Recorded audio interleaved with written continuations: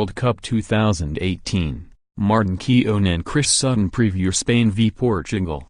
Martin Keown and Chris Sutton give their previews and make their score predictions ahead of Friday's World Cup matches. Spain v Portugal. How do you deal with losing your manager 48 hours before your World Cup opener?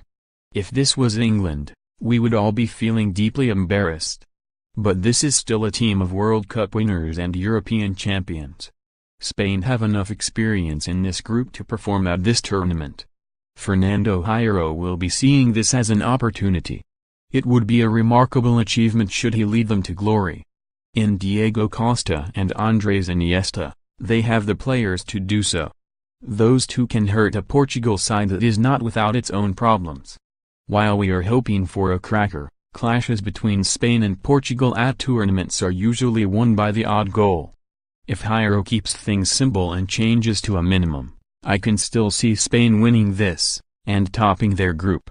Keown's verdict, 1-0 to Spain. Here are the three key battles which will decide this game. Cristiano Ronaldo v Sergio Ramos. These two Real Madrid teammates have just celebrated their third successive European Cup. They will have so much respect for one another, but now they are adversaries in an intriguing battle. I love watching Ramos.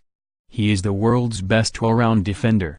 In Ramos and Gerard Piqué, Spain have a defensive partnership that is so comfortable in possession. Where Ronaldo may find an advantage is in the air.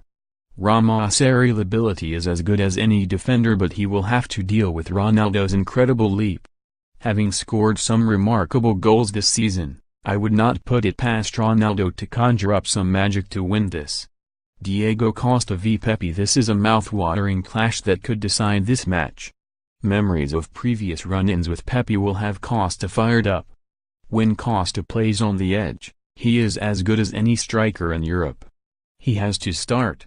With him on the bench last Saturday, Spain struggled to break down Tunisia. When Costa came on, it was a different story. Spain switched to a back three and started playing direct balls to Costa, who kept making runs in behind the defense.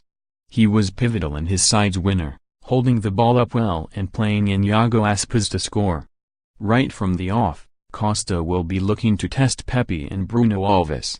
Both Portugal centre-backs are in their mid-30s and will find the striker a handful.